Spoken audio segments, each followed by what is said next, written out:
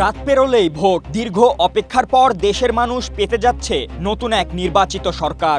দেশকে নতুন করে ঢেলে সাজানোর লক্ষ্যে যেই দলই আসুক রাষ্ট্র ক্ষমতায়, সবারই অন্যতম কনসার্ন দেশের ক্রীড়াঙ্গন।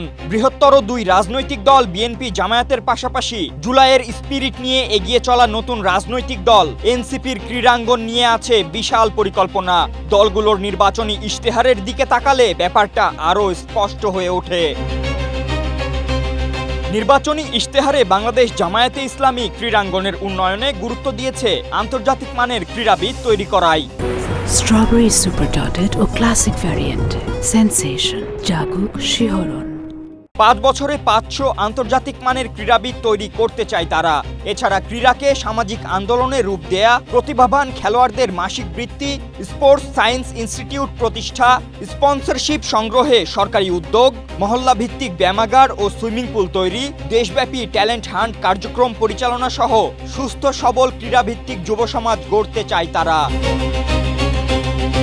অন্যদিকে বিএনপি ক্রীড়াকে পেশা হিসেবে গড়ে তুলতে ক্রীড়া শিক্ষাকে বাধ্যতামূলক করতে চায়। এছাড়াও তাদের পরিকল্পনায় রয়েছে প্রান্তিক পর্যায় থেকে ক্রীড়াবিদ তুলে আনার লক্ষ্যে জেলাভিত্তিক স্পোর্টস ভিলেজ নির্মাণ ও ওয়ার্ড ভিত্তিক মাঠ তৈরি করা, ট্যালেন্ট হান্ট স্কিম, নারী ক্রীড়াবিদদের সুযোগ সুবিধা ও নিরাপত্তা বৃদ্ধিকরণ, ক্রীড়াঙ্গনে দলীয় হস্তক্ষেপ বন্ধ, স্পোর্টস ইকোনমি সম্প্রসারণ, জাতীয় স্পোর্টস রিসার্চ ইনস্টিটিউট ও ক্রীড়া বিশ্ববিদ্যালয় প্রতিষ্ঠা এবং স্পোর্টস ডিপ্লোমেসিকে সর্বোচ্চ গুরুত্ব দিতে চায় তারেক রহমানের নেতৃত্বাধীন বিএনপি। আর জুলাইয়ের চেতনায় তরুণদের নিয়ে গড়া জাতীয় নাগরিক পার্টি চায় উপজেলা ভিত্তিক মিনি স্টেডিয়াম, পূর্বাচলে dedicated football stadium, Olympic park নির্মাণ সহ 8 বিভাগে 8টি মাল্টিপারপাস স্পোর্টস হাব তৈরি করতে।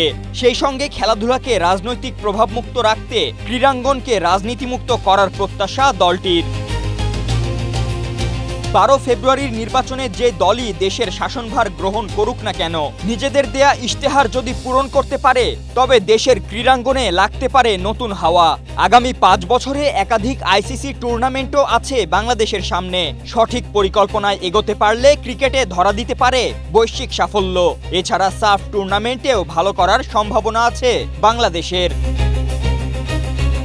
Fatin Ishrak, Asia post.